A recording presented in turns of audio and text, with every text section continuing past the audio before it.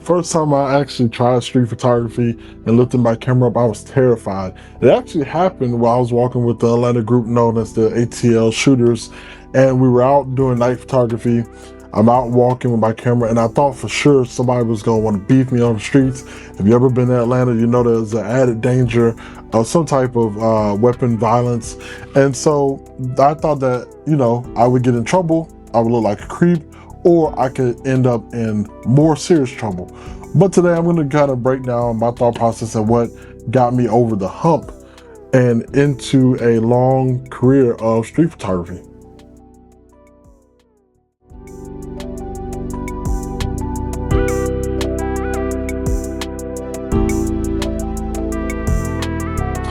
What's going on, guys and girls? Welcome back to the channel.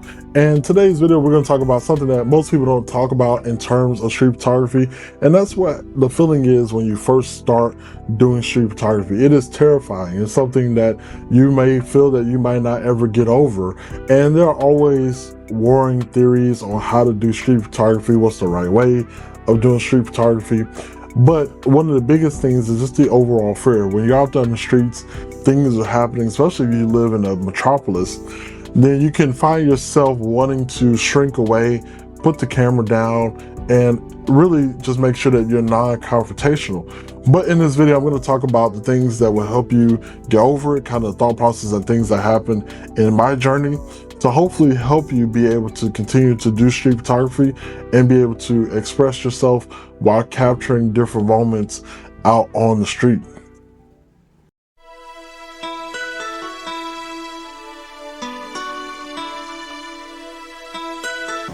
Let's name it first. Why does street photography feel uncomfortable?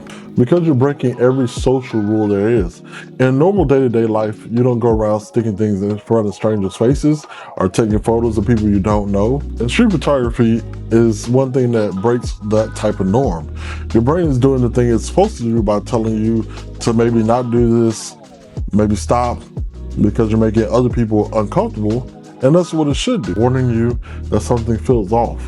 And the fear is what's supposed to be there because you're doing something that is not normally seen done socially.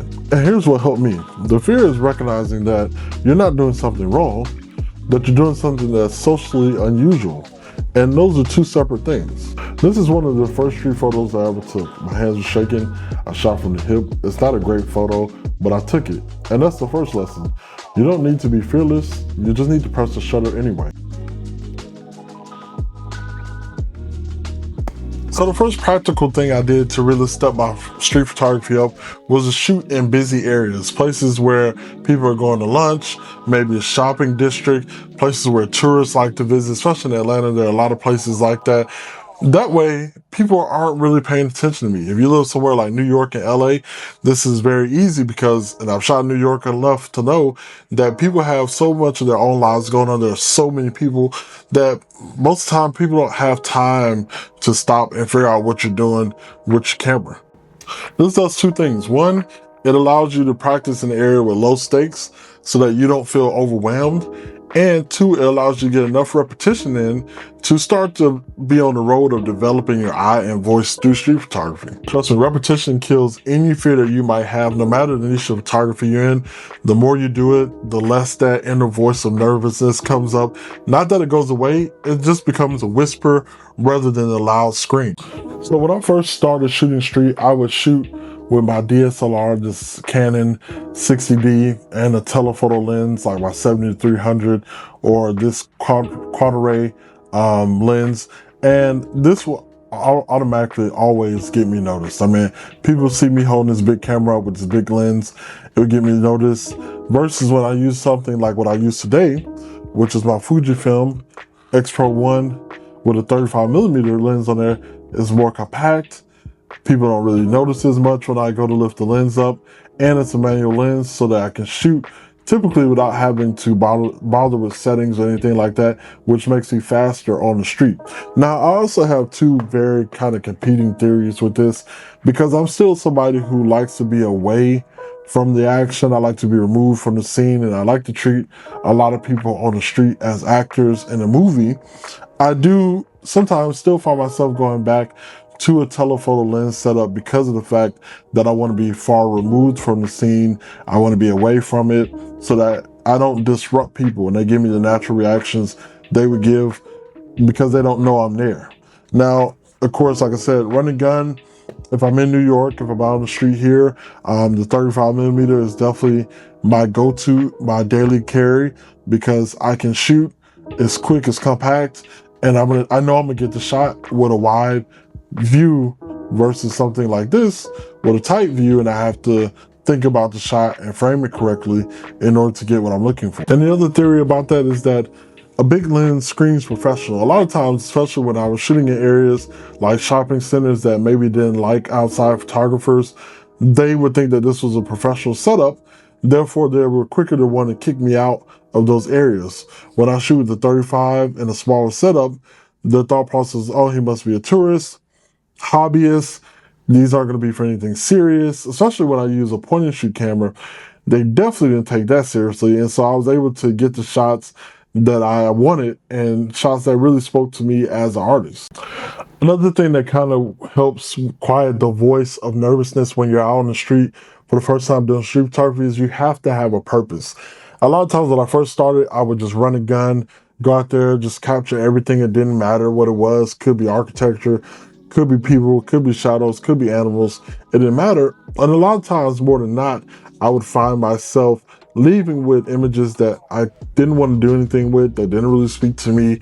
I maybe have gotten 1 or 2 images that I liked, but I didn't have a true purpose for why I was out on the street. So when you go out, you want to do something like maybe focusing on a specific color, or maybe focusing on architecture, or on people, on pets, on shadows and light. You know, those things will help you focus in and hone in on what you're doing, and that way you walk away with more intentional photos versus just kind of going out there willy-nilly and capturing whatever comes across your lens. So here's the mind shift. The one thing that really changed it for me is that for years, I thought that I was taking things from people, that I was maybe robbing them of their privacy, that I was, intruding upon the moment. Until one day I was talking to my father and he made me realize that a lot of what I captured was moments. I was preserving moments of things that would never be seen again, moments that had never happened, laughter that would never be shared again, a feeling of a day that'll never be felt again. And from that right there, it shifted my mindset to more of a documentarian, somebody who is going out to document the lives and moments of the street around me. And that's what I want you all to do, is to shift your focus. You're not out there intruding on anybody. You're not there taking something away from people, but we're documenting moments, we're documenting stories, we're documenting things that happen. Therefore, we can always preserve that as history. Because you gotta think about it, as much infrastructure, especially here in America, that goes on, you have a lot of moments where city blocks will never look the same, cities will never look the same, and that becomes a part of history, what you've captured.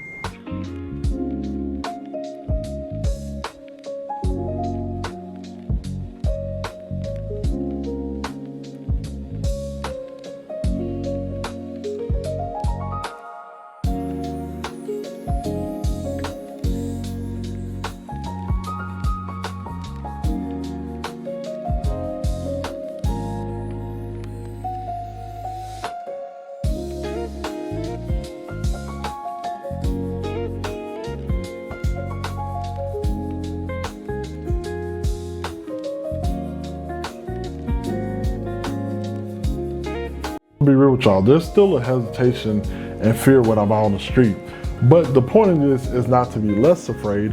The point is to feel the fear, understand it's a real emotion, that you're respecting the scene of the person and the moment, but you're still going to press the shutter anyway. And that's what this is about. You're still going to push through the fear, not to become numb, but just to be able to perform even when the fear is there. And because of that, on the other side of this, of you pressing the shutter, is an image that didn't exist before you decided to hit the shutter button. Is you seeing somebody who otherwise, through their day-to-day, might not be seen by other people around them. And that right there is worth a little discomfort. So here's what I want you to do next time you go out on the street.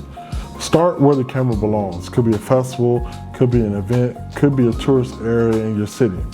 Just bring a small rig, a small setup, give yourself a project, and go out and document the things around you. Down in the comments below, I would love to hear, when did street photography make you nervous? How did you get over that? So that we can help other potential street photographers along in their journey as well. Make sure you all also hit that like button, subscribe, do all the things that matter. We're on the road to 1,000 subscribers. I want to thank everybody so much for watching the channel as we build this community here of photographers helping photographers grow. Iron sharpens iron, and like always, man, I'm gonna see y'all on the next one. Peace.